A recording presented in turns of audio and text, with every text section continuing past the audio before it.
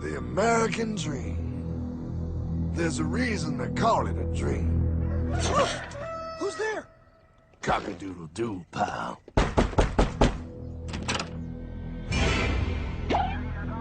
No, no, no, no, no! I don't have any more money! My job sucks right now, please! I'll have more money next month!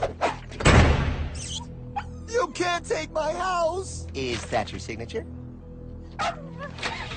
Oh, okay, well, just help me work something out, okay? I mean, you said I'm a good credit guy, right? I mean, hey, wait! My dog is in there! No, don't take my dream! Oh, how did this happen?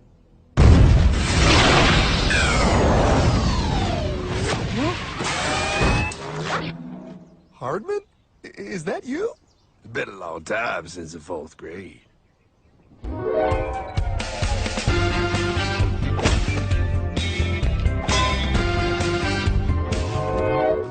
Is that a time machine? There's no need to concern yourself with my stunning accomplishments. Best get in. There's not much time. I gotta go down to the bank and get my life back. They took everything! Oh, bank ain't gonna help you now. Towel in the trunk. Extra set of balls. Put them on. You're gonna need them. You're gonna get my dream back? No, pal. You are. I'm here to show you how.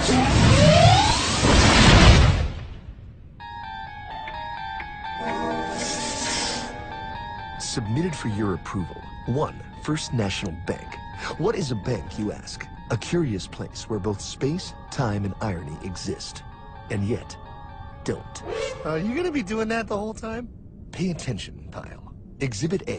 Those who have come to deposit and safely store their earned monies. Exhibit B. Those who need to borrow said money for purposes unknown. Hey! That's me! Ergo, Exhibit C. The bank only has so much money in the vault to lend out to people such as you. Hey! Hey, that's the guy! He took my house! Really screwing my vibe here, pal. Space-time continuum. He can't hear you. Just let me narrate. Now, where was I? So you see, by the time he got to you, Pile, his bank was out of money.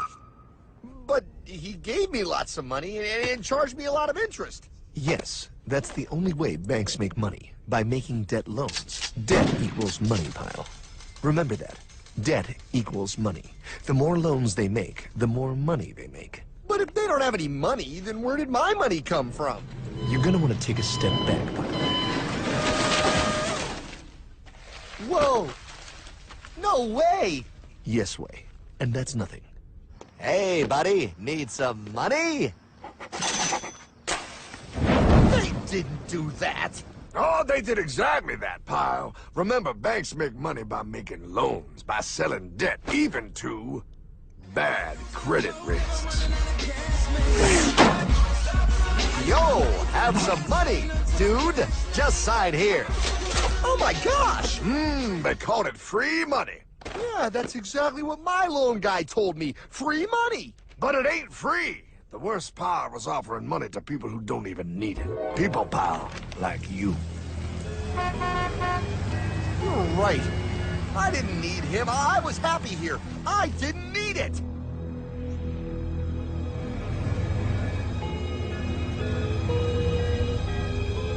Why's he sad? He's making all that money. Shh. He's thinking. Now wait for it. Now wait for it. Bingo. See, the bankers loan to everyone in town, but to make more money, they have to loan even more. More? How much money do they need? More. Ah, what's that? Behold, a black horse riding. Credit card.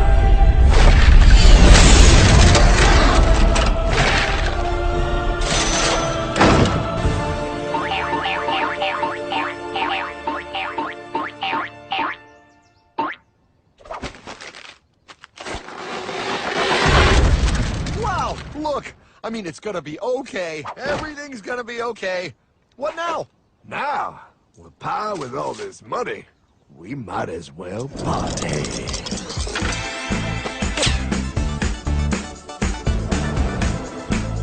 Oh, this is awesome! I needed to get my head clear. When I get back, I'm gonna straighten all this out. I just hope Dream is doing okay. I'm going to get you, my pretty. Yep, he is. I'm sure he is. You put it on his tab. Little something for yourself. Wait. You know, wait a second, Hartman. I just thought of something. If I got this money from the bank, and the bank got it from the Federal Reserve dump trucks, Go on. then where does the Federal Reserve get their money? Real nice time, ladies. Real nice. Now, excuse me while I borrow these. Say, Hartman, why am I wearing a burglar bikini top? Because no one is allowed inside the Fed. Not you, not me, no American citizen, no duly elected member of our Congress, not the Supreme Court. Not the Supreme Court? Not the Supreme Court, not the Justice Department, not the CIA, DIA, FBI, ATF, ATE, NBC, not even G.O.D. How come the government isn't allowed inside its own building? Government. Pile, the Fed is a private bank owned by private stockholders. Do not let the name Federal fool you. This place is about as federal as Federal Express. A private bank? But private? Shh. Best to keep your voice down, pal. This is Ethan, Federal Reserve. Hey, Heath, Bill here, First National. Hi there, Bill. How are you? Good, good. We're running a little low on money. No problem. How much you need? Oh, how does 20 million sound? What? Excellent. We'll ship it over first thing tomorrow. Wait, he can just call up the Fed and ask for more money and they give him whatever they want?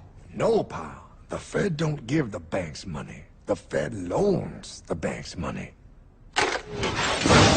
The banks have to pay it back with interest. Now, come on, time to go. Wait. I still don't understand. Where does the Fed get their money? I mean, if they're a private bank. You said they're a private bank, right? Okay, so who puts money into the Fed bank? This is Mel, United States Mint. Hi, ML. First National needs another 20 millis. We're already running the presses full steam here, Ethan. Gotta keep making loans. Gotta keep the money flowing. All right, you're the Fed. Whatever you guys say. 20 million more by morning. But I don't get it. What's so wrong about the Fed printing money? Because it's unconstitutional, pal. Our treasury is supposed to create our money, but now the Fed controls the printing of America's money. Nobody gets a friggin' dollar that the Fed didn't print. So, they print the money, then they loan it to the government, then they charge the government interest, then the government taxes you to pay for it. Wake up, pal! God, I don't see what the big deal is. You know, you're right, pal. Wait a minute. Wait, I am? Yeah, I forget how effective they are at keeping you ignorant. Well, that's okay. Hey, I'm not ignorant. Do you even know what money is, pal?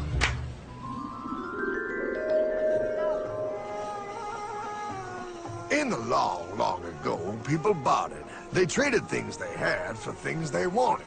I'll trade you my raspberries for that there pot pie. I don't want your berries.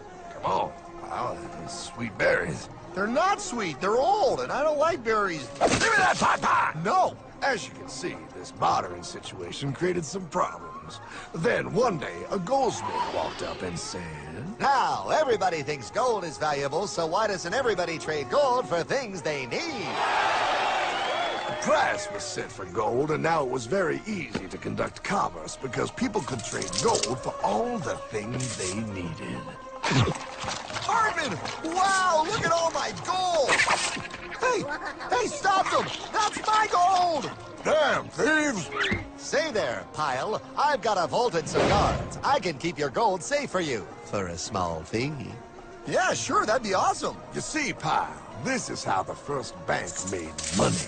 There you go, Pile. I owe you 100 gold coins. Okay, great. Come back anytime and redeem your gold when you want it. It'll be right here in my vault. Now you're holding the very first paper money pile.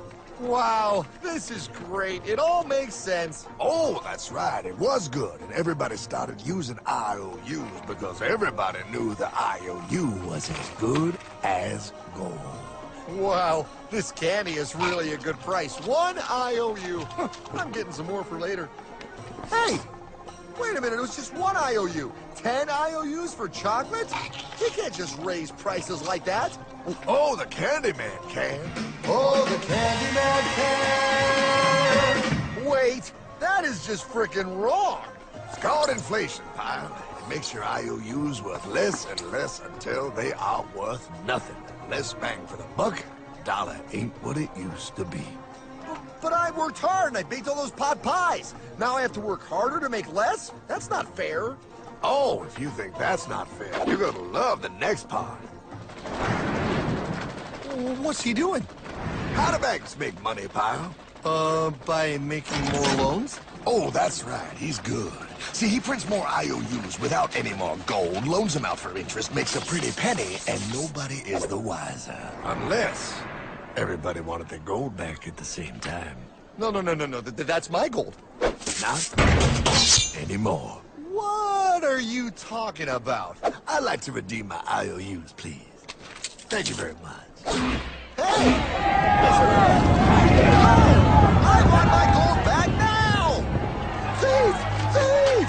I love the bank run, bringing people together. See, they all found out he was stealing, made a run on the bank, and demanded their gold. But as you can see, there ain't no gold to get. Hardman! Don't worry, pal. Back in these times, vengeance will be yours. 3 things in this world you don't do. Never mess with another man's woman. Never mess with another man's ego. And most importantly, you never mess with another man's money. Else, the man will mess with you. My God! You hung him? Yes, pal. Oh, we hung him. We hung him high. And do you know why? Well, because he was a thief? Because, pal, an evil invention was born. Man discovered how to turn worthless paper into gold. Oke, teman-teman, pada video sebelumnya kan di sini kita sempat membahas ya mengenai larangan-larangan yang ada di dalam ekonomi Islam. Oke, mungkin di sini saya akan menjelaskan pada video ini beberapa larangan-larangan yang sempat saya overview pada video sebelumnya, teman-teman. Yang pertama, mungkin di sini kita akan bahas mengenai larangan dari riba. Oke, terus selanjutnya nanti kita akan bahas mengenai larangan dari boror, terus habis itu sama apa sih yang disebut sebagai maisir dan kenapa itu dilarang dan beberapa jenis larangan-larangan yang lainnya. Oke, yang pertama kita akan bahas mengenai riba. Apa sih yang dimaksud dengan riba itu? Baik, riba merupakan tambahan dari pembayaran tanpa adanya suatu pengganti atau imbalan dari suatu akad. Nah, jadi misalkan di sini itu mungkin bisa dibilang kayak misalkan kayak di bank konvensional ya kan kayak gitu istilahnya. Nah, di sini kan misalkan bank konvensional itu melakukan pembiayaan atau melakukan kredit kayak gitu. Di sini itu misalkan ada salah satu nasabah, misalkan sebagai contoh misalkan Mas Rizky Ganda, dia ingin melakukan pembelian kredit mobil kayak gitu atau kredit KKB atau kredit kendaraan bermotor. Nah, di sini boleh deh kayak gitu saya berikan pinjaman misalkan sebanyak 200 juta kan gitu. Namun nanti di sini per setiap tahun nanti di sini per tahun nanti kamu harus tambahkan bunganya ya sebesar 15% dari pokok yang sisa kan kayak gitu. Nah, jadi nanti di sini selama 5 tahun, di tahun pertama nanti di sini Mas Rizky Ganda harus membayarkan bunga sekaligus sama pokoknya, tahun kedua juga sama pokok sekaligus bunga sampai di tahun kelima sampai nanti lunas. Nah, di sini itu di dalam Islam itu dilarang ya teman-teman, karena di sini itu ibaratnya tanpa ada pengganti atau imbalan dari suatu akad tersebut. Nah, jadi kan di sini itu ibaratnya ya kalau misalkan di dalam Islam kan sempat saya tadi menjelaskan di video sebelumnya ya, kalau di dalam Islam di sini itu akadnya itu akad jual beli, bukan akad dari hutang piutang. Asumsinya kan kayak tadi contohnya berarti Mas Rizky Ganda memiliki hutang, kalau misalkan tadi kredit kendaraan bermotor disetujui oleh bank konvensional ya berarti nanti Mas Rizky Ganda memiliki utang kepada bank konvensional. Nah, Pak, lalu bagaimana kalau misalkan dari prinsip jual beli, terus di sini misalkan sebagai pihak penjual dia memiliki barang, misalkan dia beli barangnya di harga 1.000, terus dijual di 1.500. Dalam Islam, apakah itu termasuk riba juga? Nah, teman-teman, kalau di dalam Islam itu disebutnya tidak termasuk riba ya. Kenapa? Di sini itu karena jual beli itu tidak sama dengan riba. Kenapa? Karena di sini itu adanya peluang, ada yang bisa jadi aja menjadi untung dan bisa jadi juga rugi. Di sini itu jual beli kenapa tidak sama dengan riba? Karena di sini itu dari pihak penjual itu butuh kesungguhan atau kepiawaian atau keahlian. Nah, jadi kan di sini kan berarti dari pihak penjual, misalkan saya ambil contoh salah satu orang ya teman-teman lihat. Nah, misalkan di sini kebetulan Mbak Novita dia membutuhkan buah semangka, misalkan kayak gitu. Nah, terus habis itu kebetulan nih, sebelum Mbak Novita membutuhkan, ternyata di sini misalkan Mas Iqbal sebagai penjual dari semangka. Nah, di sini kan sebelum Mas Iqbal di sini membeli semangka dan dijual kepada konsumen, kan berarti di sini Mas Iqbal itu harus memiliki kepiawaian kan atau keahlian untuk memilih bagaimana semangka yang istilahnya nanti di sini yang bagus, terus habis itu bagaimana semangkanya tersebut pada saat nanti dijual istilahnya masih layak untuk dijual, dan pada saat nanti di tangan konsumen itu tidak menjadi busuk. Nah, berarti kan di sini kan Mas Iqbal itu harus pandai atau piawai lah ya kan kayak gitu untuk membeli semangka-semangka yang bagus tersebut dan nanti di sini bisa dikonsumsi oleh konsumennya. Nah, kebetulan di sini ternyata datang Mbak Novita membeli semangkanya dari Mas Iqbal. Nah, di sini kan berarti kan karena Mas Iqbal sudah piandai atau piawai dari memilih-milih semangka tersebut. Nah, Mas Iqbal menjual semangka melakukan jual beli dari semangka. Nah, terus habis itu semangkanya tersebut itu di sini ya dibeli oleh konsumennya. Nah, nanti di sini dibeli oleh konsumennya kan yang pasti kan di sini konsumennya itu dalam keadaan baik dan masih layak untuk dikonsumsi. Nah, jadi di sini itu jual beli itu tidak sama dengan riba karena di sini itu salah satu dari pihak penjual di sini harus memiliki kepiawaian atau keahlian untuk memilih dari barang-barang pokok yang akan diperjualbelikan seperti itu. Nah, sama ya teman-teman seperti tadi yang saya sempat jelasin, di sini jual beli itu adanya pertukaran barang atau keuntungan dari penjual dan pembeli. Nah, di sini kan berarti kan ada pertukaran barang dan di sini itu walaupun ya istilahnya tadi di sini Mas Iqbal membeli semangka yang misalkan diasumsikan misalkan semangkanya di harganya 1.000 dijual kepada Mbak Novita misalkan di harga 1.500. Nah, berarti kan asumsinya uang dari 500-nya itu ibaratnya biaya jasa dari atau biaya orang atau biaya dari keahlian dari Mas Iqbal memilih semangkanya tersebut yang bagus-bagus dan nanti dari semangka yang bagus tersebut bisa dijual dan dikonsumsi oleh konsumennya. Nah, itu ibaratnya biaya dari keahlian. Nah, di sini itu bisa dibilang untuk biaya keahlian itu mungkin bisa dibilang cukup mahal banget ya teman-teman. Jadi di sini nggak semua orang bisa pandai memilih semangka yang bagus seperti contoh kayak tadi Mas Iqbal tadi seperti itu.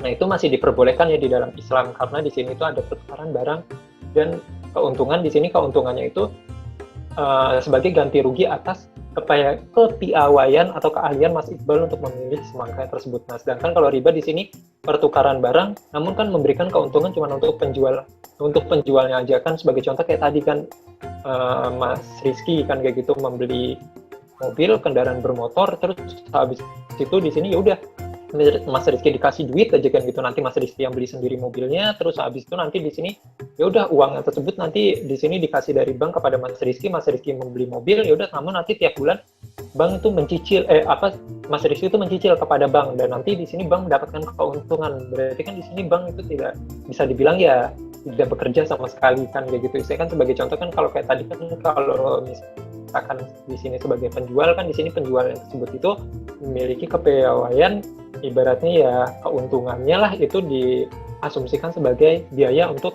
kepiawaian atau keahliannya tersebut.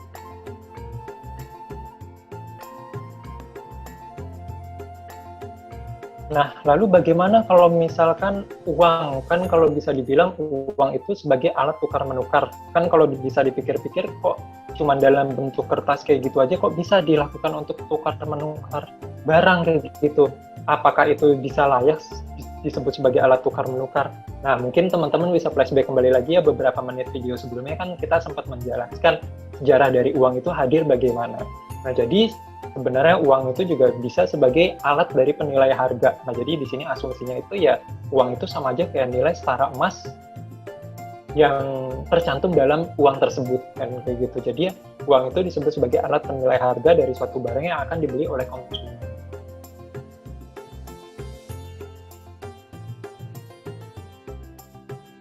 Nah, sama ya teman-teman, untuk konsep dari akad jual beli sama seperti tadi yang saya sempat jelaskan di sebelumnya. Di sini bisa menggunakan akad murobaha ataupun akad musyarakah ataupun melalui akad salam ataupun akad istisna. Seperti itu. Dan untuk riba di sini sebenarnya terbagi menjadi 3 jenis ya teman-teman. Yang pertama di sini ada riba fadil. Di sini merupakan riba dari pertukaran barang yang sama jenisnya namun beda kualitasnya. Misalkan sebagai contoh di sini Mas Gifari misalkan sebagai contoh memiliki beras. Nah, namun di sini berasnya itu misalkan beras pandan wangi. Terus habis itu di sini itu misalkan sebagai contoh lagi misalkan salah satu misalkan Mas Alan di sini misalkan memiliki beras biasalah atau beras standar kan kayak gitu. Nah, kan berarti kan di sini kan kualitasnya berbeda kan ya teman-teman, walaupun ditukar sama-sama beras, namun di sini sama-sama barang itu bentuknya beras, namun di sini kualitasnya itu berbeda karena tadi di sini kualitas barang yang dimiliki Mas Gifari itu tadi beras pandan wangi itu nilainya jauh lebih tinggi jika dibandingkan dengan beras yang merek biasa tadi, seperti itu. Nah, itu disebut sebagai riba fadl.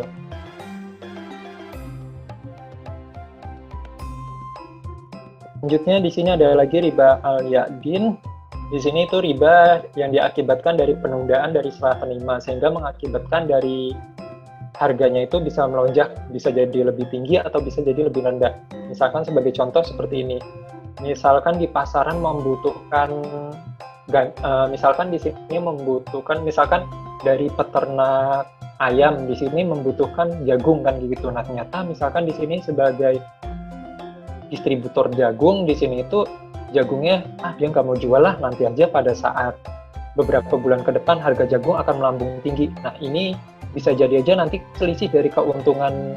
Misalkan di sini sekarang video ini dibuat pada bulan Oktober. Nah, terus misalkan tadi distributor jagungnya nanti aja lah saya jual pada bulan Desember. Biasanya pada saat bulan Desember itu harga jagung itu lagi naik tinggi-tingginya. Nah, berarti nanti kan di sini itu ada selisih dari harga yang harusnya misalkan dia jual sekarang, dia mendapatkan harga misalkan 100.000 ya, misalkan sebagai contoh kayak gitu. Nah, misalkan kalau dia jual pada saat bulan Desember, harga yang naik, dia bisa mendapatkan harganya 150.000. Nah, selisihnya itu disebut sebagai riba al-ya'din. Nah, selanjutnya ada lagi juga riba nasi'ah. Riba nasi'ah merupakan riba yang akibat dari memperhitungkan waktu tangguh. Sama seperti contohnya kayak tadi ya. Contohnya tadi Mas Rizky Ganda melakukan kredit kendaraan bermotor di sini kepada bank konvensional, terus habis itu di sini dibayar dengan cara mencicil.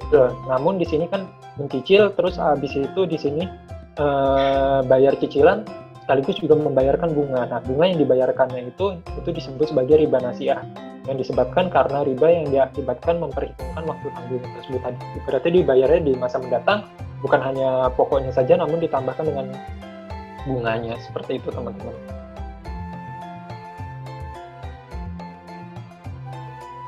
Oke teman-teman, selanjutnya kita akan bahas mengenai goror. Goror itu merupakan ketidakpastian ya, atau tidak jelas dari suatu akad tersebut. Misalkan sebagai contoh begini, misalkan salah satu, misalkan seperti ini.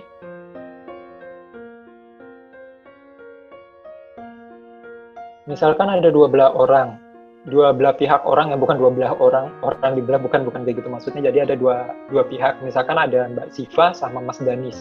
Nah, misalkan di sini Mbak Siva itu pemilik sapi kan kayak gitu. Ternyata misalkan sapinya itu sedang hamil kayak gitu. Nah, terus habis itu di sini Mas Danis bilang sama Mbak Siva, sapimu itu kan lagi hamil kayak gitu. Nah, nanti kalau misalkan dapat anak kayak gitu, anak sapinya aku beli ya kan kayak gitu, istilahnya aku beli misalkan di harga 500.000 kan kayak gitu, misalkan kayak gitu. Nah terus habis itu kan di sini ternyata terjadi deal dua belah pihak. Nah, berarti kan di sini itu ada nggak pasti kan, bisa jadi aja mungkin sapi yang akan dilahirkan oleh Mbak Siva di sini mungkin bisa jadi dua sapi, atau mungkin bisa jadi 3 sapi, atau mungkin di sini bisa jadi aja mungkin sapinya itu nanti akan keguguran. Di sini ibaratnya kan membeli barang, namun di sini barang itu belum ada kayak gitu atau belum pasti kan kayak gitu istilahnya kan di sini ya walaupun memang kelihatan bentuknya kayak hamil, namun kan bentuk fisik barang itu tidak ada. Seperti itu teman-teman, hampir sama ya untuk yang konsep goror seperti itu. Atau istilahnya belum ada alat ukurnya atau alat penghitungnya seperti itu.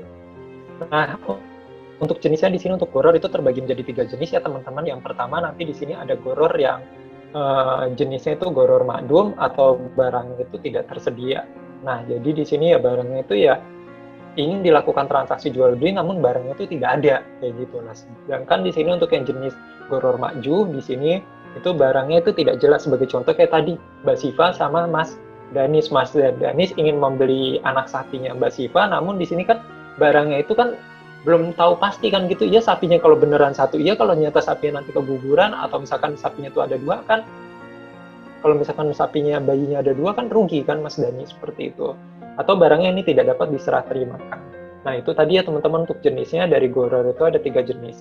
Nah selanjutnya bagaimana sih Pak kalau misalkan untuk investasi di sini nggak cuma untuk saham ataupun sukuk ya teman-teman. Di sini misalkan contohnya kayak deposito ataupun tabungan. Di sini apakah sama nggak sih sama kayak goror? Tidak ya teman-teman. Karena kan kalau misalkan kita kayak investasi di saham ataupun di sukuk ataupun deposito, kita sudah menghitung atau mengukur terlebih dahulu apakah kita layak untuk diinvestasikan atau tidak kan gitu kan. Kita sebelumnya kan kita sempat membahas ya mengenai valuasi kan gitu. Kalau misalkan di saham sebagai contoh ya kemarin kan kita menganalisis kinerja perusahaannya, harga sahamnya itu layak atau tidak untuk dibeli kan kayak gitu. Nah jadi di sini tuh tidak ada yang tidak pasti, namun di sini kan kita sudah menganalisis terlebih dahulu perusahaan tersebut itu ya layak atau tidak untuk dilakukan investasi atau tidak seperti itu. Jadi di sini untuk investasi itu tidak sama dengan goror ya, karena di sini itu investasi itu kita sudah mengetahui atau mampu menganalisis perusahaan tersebut itu sehingga nanti di sini kita bisa membuat keputusan dari investasi apakah perusahaan tersebut layak atau dibeli atau tidak. Kalau misalkan kita sebagai contoh investasi di saham atau investasi di sukuk, kalau mau deposito ya berarti kita sudah harus menganalisis terlebih dahulu.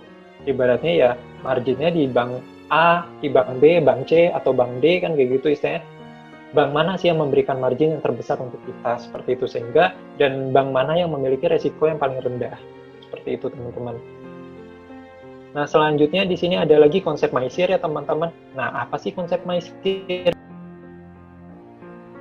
Nah maisir itu kita bertransaksi namun sifatnya itu untung-untungan ya. Jadi di sini mungkin jadi bisa kita untung dan mungkin jadi bisa kita rugi, namun lebih banyak biasanya kerugiannya ya.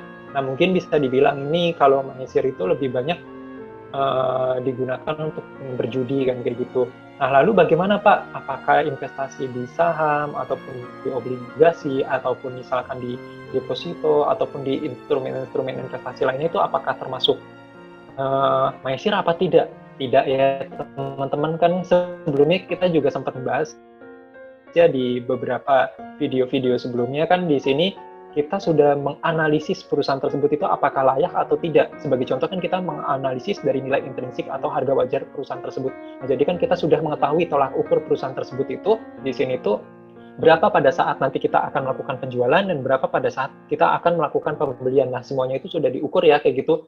Nominal angkanya itu pada saat berapa kita bisa melakukan pembelian dan pada saat berapa kita melakukan penjualan. Nah, sedangkan kalau maisir di sini tuh sifatnya untung-untungan.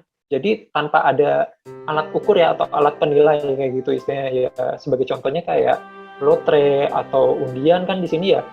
Kan kita ikut-ikut aja namun di sini tanpa ada alat penilai atau pengukurnya kan gitu istilahnya. Atau istilahnya ya bisa jadi aja mungkin kita nanti untung dan bisa jadi aja mungkin kita rugi kan kayak gitu istilahnya. Nah, sebagaimana sesuai dengan dari surat Al-Maidah, surat ke-5 di dalam Al-Quran ayat ke-90 yang berbunyi, wahai orang-orang beriman sesungguhnya apabila kamu minum khamar, berjudi, atau berkorban untuk berhala, ataupun mengundi nasib dengan panah adalah termasuk dari perbuatan setan, maka jauhilah dari perbuatan tersebut agar kamu beruntung. Nah, di sini dapat kita ambil kesimpulannya teman-teman. Kayak contohnya khamar, berjudi di sini di dalam Islam juga dilarang banget ya gitu, ataupun yang lain-lainnya di sini dilarang karena di sini termasuk dari perbuatan setan, karena di sini tuh tanpa ada ibaratnya hanya menguntungkan satu pihak dan memberikan kerugian di pihak yang lainnya. Pendapat ini juga atau dari surat ini juga diperkuat kembali lagi ya teman-teman oleh hadis riwayat Bukhari dan Muslim di sini yang menyatakan bahwa barang siapa yang menyatakan kepada saudaranya, mari aku bertaruh kepadamu denganmu kayak gitu, maka hendaknya lebih baik dia bersedekah. Nah di sini dapat kita ambil kesimpulan lebih baik daripada kita ngudi nasib atau ibaratnya untung-untungan kayak gitu atau berjudi kan gitu, lebih baik uang tersebut kita sedekahkan kan kayak gitu. Mungkin kalau contohnya kayak teman-teman kalian ya mungkin ibaratnya kalau pada saat main pada saat event lagi ada bola kan kayak gitu atau lagi tanding bola kan gitu, ayo kita ini taruhan kan kayak gitu, misalkan menang dari Manchester misalkan di sini istilahnya nanti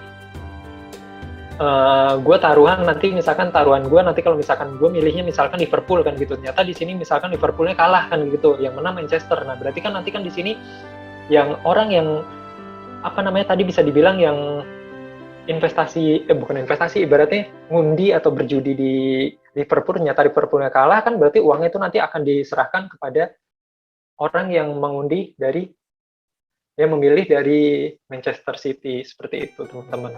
Jadi istilahnya di sini dilarang ya, karena di sini itu istilahnya ya sifatnya itu untung-untungan, bisa jadi untung dan bisa jadi rugi. Kerugiannya sebagai contoh kayak tadi kan teman kalian salah satunya ada yang kalah seperti itu.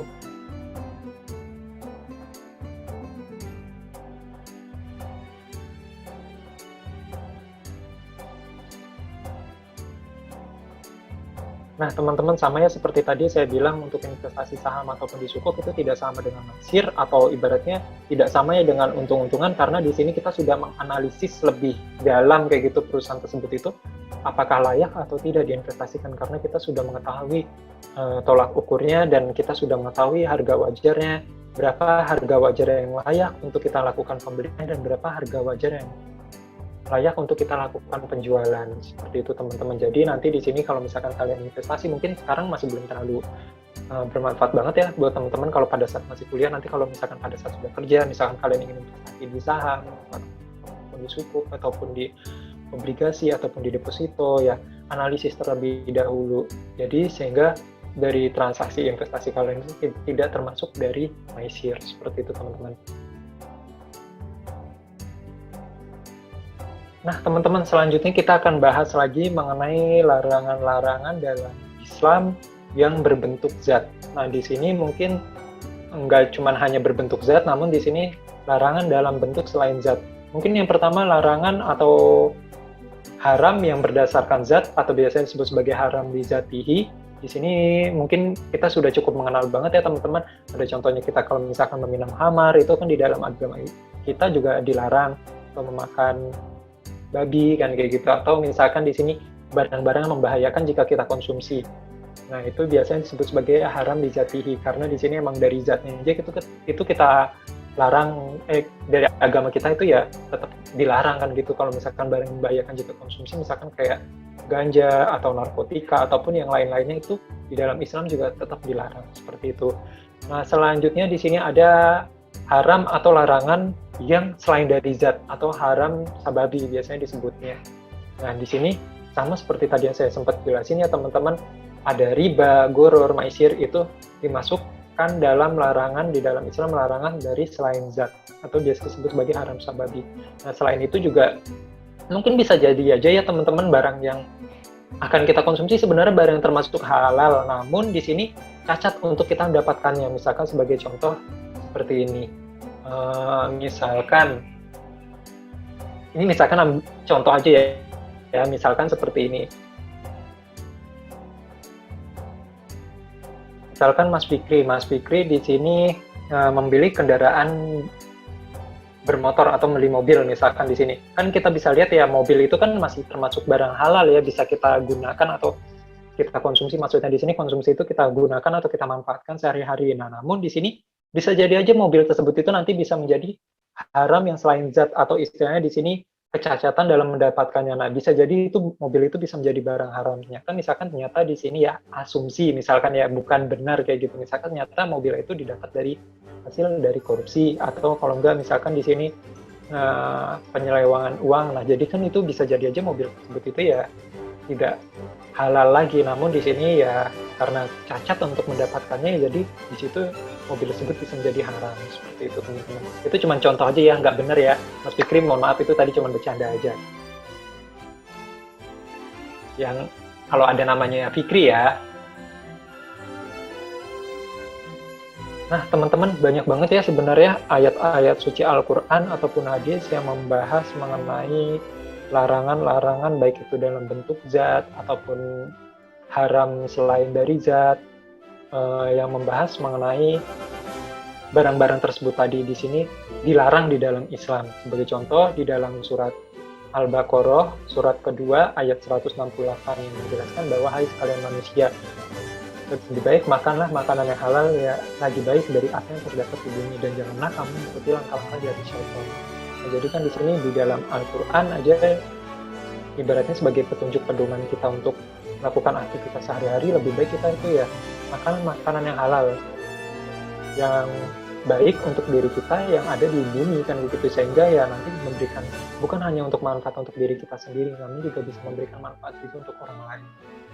Nah selain itu juga ada lagi juga dari surat Al-Maidah ya, surat kelima ayat ketiga, diharamkan bagimu memakan bangkai, darah, daging babi ataupun daging hewan yang disembelih bukan atas nama Allah, atau yang tercekik, atau yang dipukul, atau yang jatuh, atau yang ditanduk, atau yang diterkam binatang buas, kecuali yang sempat kamu sembelih, dan diharamkan pula yang disembelih untuk berhala. Nah di sini aja kan kita bisa lihat ya teman-teman, dari pedoman kita aja di Al-Quran aja sudah dilarang banget ya.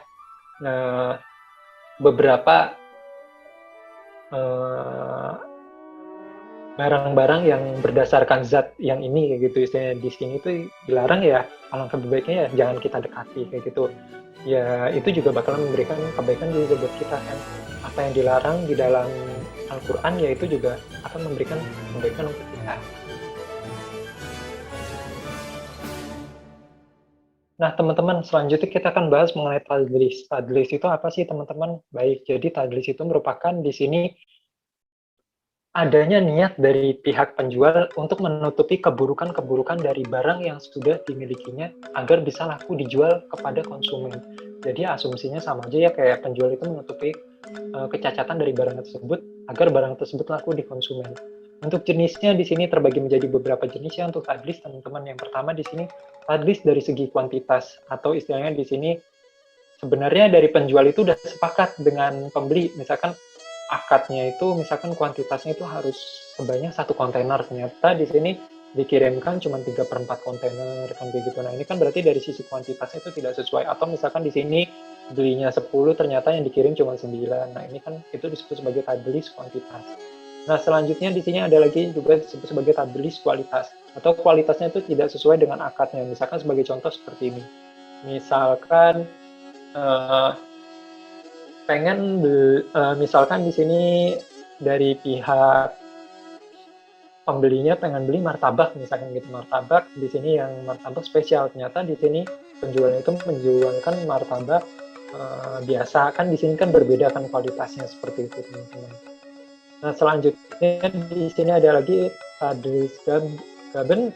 Di sini disebabkan karena adanya tidak ketahuan dari pihak pembeli di sini untuk tahu harga pasar.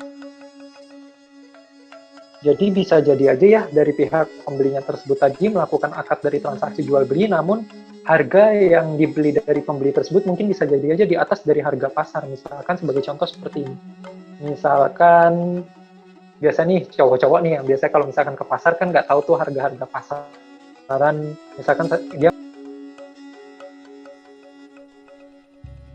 Misalkan ya saya ambil contoh, misalkan di sini Mas Taufik, misalkan ini Mas Taufik pengen beli buah apel gitu di pasar, karena tapi Mas Taufik nggak tahu harga 1 kilo apel tuh berapa. Nah jadi ya udah, ternyata dari pihak penjual itu harusnya harga pasaran apel, misalkan apel Fuji di sini harga pasarannya misalkan di harga 40.000, ternyata dijual di harga 45.000, kan berarti kan di sini kan di atas dari harga pasar, kan harga pasarannya itu 40.000, namun sama Mas Taufik itu dijual dari penjualnya itu dijual kepada Mas Taufik itu di harga 45.000 kan, berarti kan di sini harga jual belinya itu berada di atas dari harga pasar. Nah untuk di bawah ya ini sangat jarang banget ya, biasanya ya promosi sih seperti itu.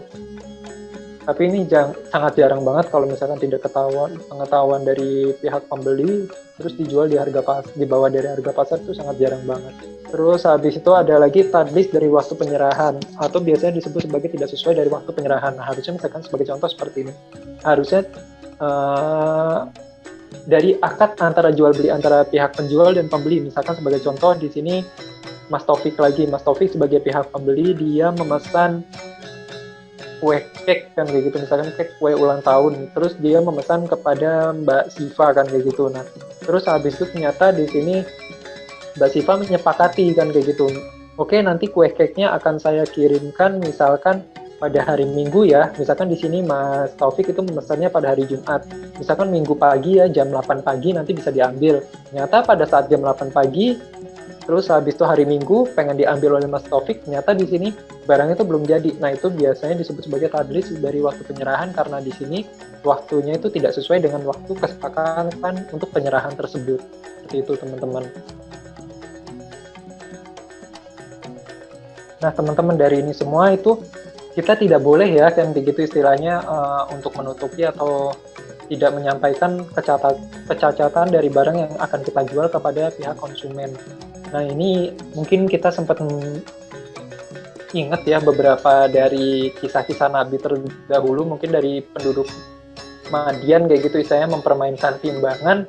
Sebagai contoh mungkin ada di surat Al-Quran juga, di sini dari surat Al-A'raf, surat ke-7 ayat ke-85. Maka sempurnakanlah takaran dan timbangan, dan janganlah kalian kurangkan bagi manusia barang-barang takaran dan timbangannya.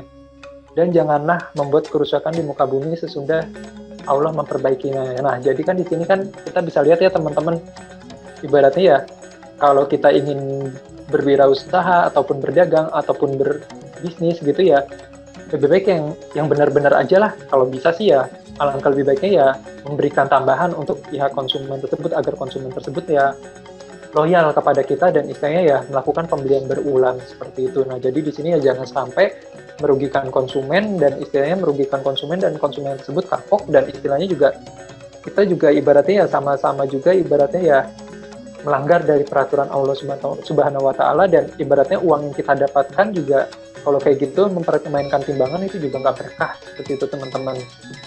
Nah, selain dari itu juga ada lagi juga ya teman-teman dari ayat Al-Quran, ini dari surat An-Nisa, surat kedua ayat 29 yang menjelaskan bahwa hai orang-orang yang beriman, janganlah kamu memakan harta sesamamu dengan cara yang batil, kecuali dengan jalan perniagaan yang berlaku suka sama suka di antara kamu, dan janganlah kamu membunuh dirimu, sesungguhnya Allah Maha Penyayang kepadamu. Nah, jadi di sini itu ya kita juga diajarkan jangan berlaku batil, atau istilahnya di sini itu ya kita melakukan perniagaan itu jangan dengan cara yang batil, ibaratnya ya merugikan orang lain juga, bukan hanya merugikan orang lain, merugikan diri sendiri juga. Emang sih kalau bisa dilihat ya kita mendapatkan keuntungan sekarang, namun ya keuntungan yang kita dapatkan itu ya ibaratnya akan mengurangi rezeki kita untuk di masa mendatang juga, teman-teman ya. Alangkah lebih baiknya jangan sampai kita melakukan kegiatan perniagaan merugikan diri kita dan merugikan juga untuk orang lain. Jangan sampai merugikan orang lain, karena ya kita kalau merugikan orang lain ya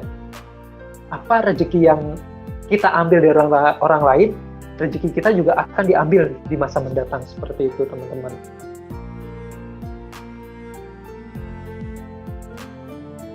Oke teman-teman, dapat kita ambil overview ya dari pembelajaran kita selama beberapa menit ini. Jadi selama dari video ini kita flashback, jadi di sini dapat kita ambil pelajaran bahwa kalau dari prinsip ekonomi Islam itu bisa dijelasin bahwa prinsip yang berdasarkan dari ketuhanan. Jadi di sini setiap dari akad-akad dari kegiatan kehidupan kita sehari-hari itu sudah ada dari pedomannya itu dari Al-Quran ataupun hadis, sehingga nanti dari pedoman ataupun hadis tersebut dapat kita terapkan dalam kehidupan sehari-hari sehingga memberikan berkah atau manfaat untuk diri kita sendiri juga, namun bukan hanya untuk diri kita sendiri, namun mungkin juga bisa memberikan manfaat juga kepada orang lain. Nah, selain dari itu juga kan tadi kita sempat bahas ya mengenai ruang lingkupnya. Di sini ruang lingkup dari ekonomi Islam itu cukup luas banget ya ruang lingkup dari syariah. Di situ nggak cuma hanya bisa diterapkan di ekonomi aja, namun juga bisa diterapkan di pariwisata syariah. Kalau misalkan di ekonomi itu ada banyak banget, nggak cuma bisa diterapkan di bank, bisa di lembaga keuangan syariah yang lainnya, misalkan sebagai contoh kayak pegadaian, atau di pasar modal sebagai contoh, misalkan kayak di sukuk, atau di saham, ataupun di efek beragunan aset, ataupun lain-lainnya.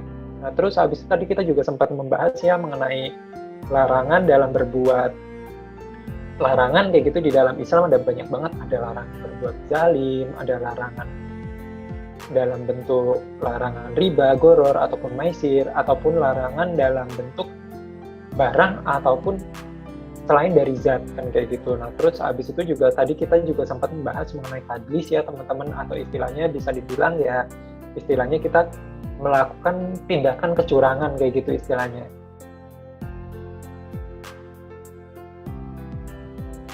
Dengan cara menutupi keburukan-keburukan barang dagangan kita agar memberikan keuntungan untuk diri kita sendiri, itu dilarang banget ya teman-teman kayak gitu di dalam Islam.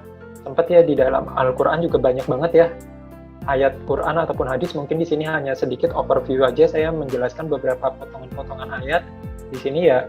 Kalau kita merugikan orang lain, sama aja juga kita merugikan diri kita sendiri. Kenapa? Karena ibaratnya ya kita mengambil rezeki kita, istilahnya ya kita kalau mengambil rezeki orang lain ya sama aja nanti rezeki kita di masa mendatang nanti akan berkurang, karena kita telah mengambil rezeki kita untuk di masa mendatang pada saat ini dengan caranya tadi mengambil dari orang lain. Bisa jadi aja mungkin dari rezeki orang lain di sini kan ibaratnya kan kita ambil dengan cara yang tidak baik. Insya Allah juga nanti kalau kayak gitu juga Allah bakalan mengambil kembali lagi rezeki yang bukan milik kita, akan diambil ya istilahnya nanti akan ditambahkan kembali lagi kepada orang yang tadi kayak gitu, istilahnya orang yang kita zalimi kayak gitu istilahnya. Oke teman-teman, itu tadi ya sedikit penjelasan mengenai ringkasan dari pembelajaran kita selama satu pertemuan kali ini. Semoga materi yang saya sampaikan kali ini bermanfaat ya buat teman-teman semuanya. Terima kasih atas atensinya.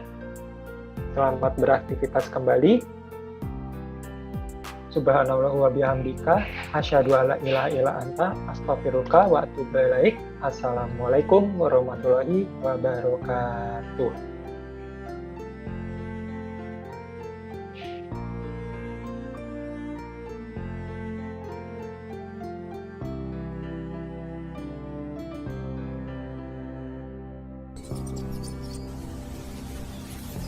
Halo, assalamualaikum warahmatullahi wabarakatuh.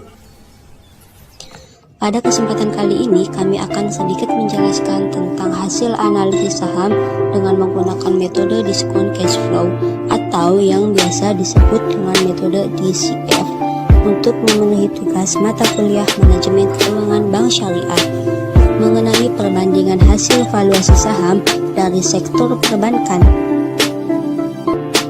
Baiklah, izinkan kami memperkenalkan diri. Kami dari kelas Perbankan Syariah F semester 4 IAIN Syekh Nurjati Cirebon. Dan kelompok kami beranggotakan yang pertama ada Milatul Musarofah dengan NIM 19082032220. Kemudian ada Dinda Agatha dengan NIM 19082032229. Dan yang terakhir ada Daki Kotin dengan NIM 19082203234. Berikut merupakan pemaparan tentang hasil analisis dengan metode DCF pada PT Bank Mega Tbk dengan kode saham Mega. Hadir untuk Anda, wujudkan masa depan. Bank Mega Tbk adalah perusahaan Indonesia yang didirikan pada tanggal 15 April 1969 dengan nama PT Bank Karman dan mulai beroperasi secara komersial pada tahun 1969. Perusahaan ini bergerak di bidang jasa keuangan perbankan dan berbentuk perseroan terbatas.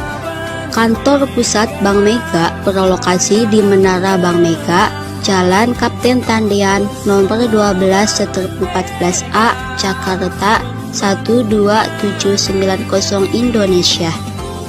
Bank Mega memiliki 53 kantor cabang, 289 kantor cabang pembantu, dan 7 kantor kas.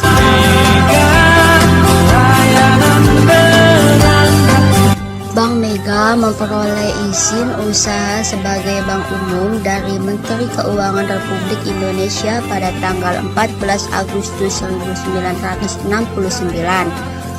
Pada tanggal 2 Agustus tahun 2000, Bank Mega memperoleh izin untuk menyelenggarakan kegiatan usaha sebagai wali amanat dari Bapepam LK.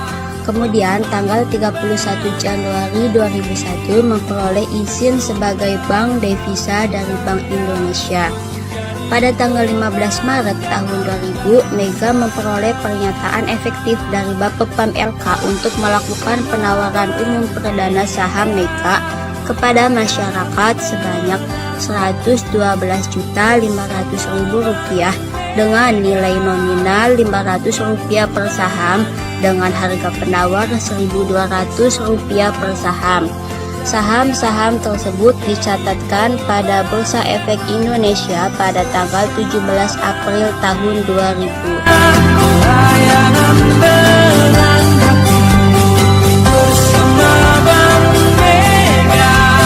Untuk rasio keuangan Mega bisa dibilang cukup baik jika dilihat dari segi return on equity atau ROE sebesar 18,96%, debt equity ratio atau DER sebesar 608,10%, aset sebesar 111,59 triliun, liabilitas sebesar 95,83 triliun, ekuitas sebesar 15,76 triliun, dan margin of safety sebesar 12,68%.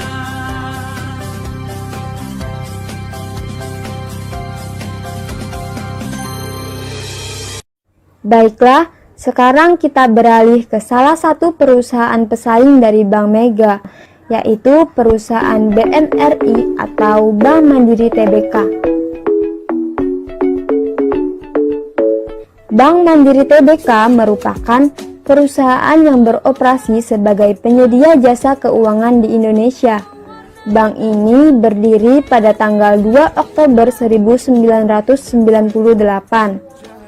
Pada bulan Juli 1999, 4 bank pemerintah yaitu Bank Bumi Daya, Bank Dagang Negara, Bank Ekspor Impor Indonesia, dan Bank Pembangunan Indonesia dilebur menjadi Bank Mandiri.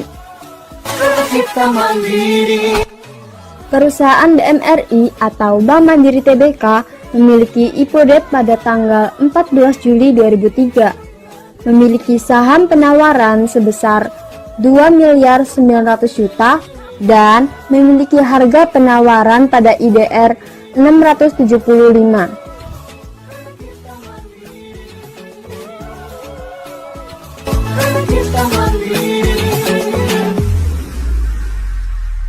Selanjutnya, perusahaan pesaing dari Bank Mega pada sektor perbankan ada Bank BRI Agro Niaga atau yang biasa disebut BRI Agro.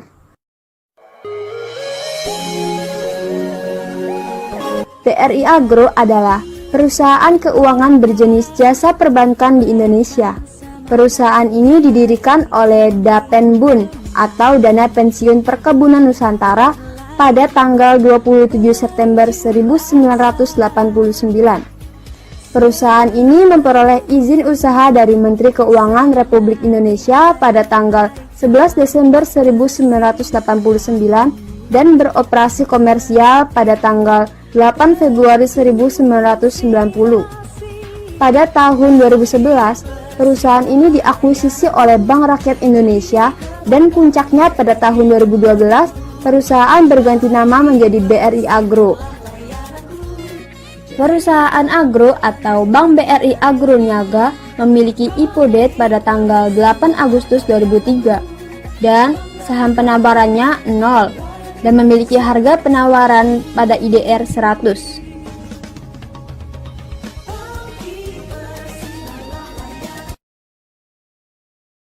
Perbandingan hasil valuasi saham dengan metode DCF dan MOS beserta rasio keuangannya.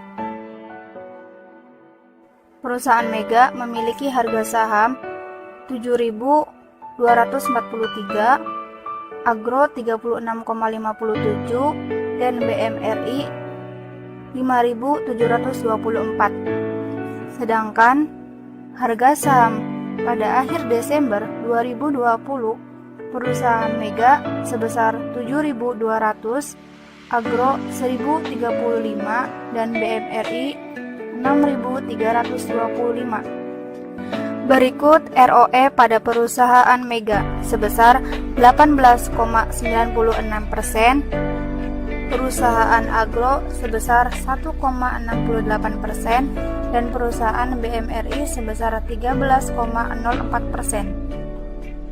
Adapun dividen yield untuk perusahaan Mega sebesar 3,57%, perusahaan Agro tidak membagikan dividen yield, dan perusahaan BMRI sebesar 3,73%. Dari sini jika kita bandingkan ROE perusahaan Mega, Agro, dan BMRI, ROE perusahaan Mega lah yang tertinggi. Seperti yang kita ketahui bahwa semakin tinggi ROE suatu perusahaan, maka semakin baik pula perusahaan tersebut dalam mengelola modal atau ekuitasnya dalam memperoleh laba. Selanjutnya, dari segi dividen yield. Dividen yield yang tertinggi adalah perusahaan BMRI dan perusahaan Agro tidak membagikan dividen yield. Seperti yang kita ketahui bahwa semakin besar dividen yield yang dibagikan oleh suatu perusahaan, maka akan semakin baik. Berikut adalah perhitungan debt equity ratio untuk perusahaan Mega.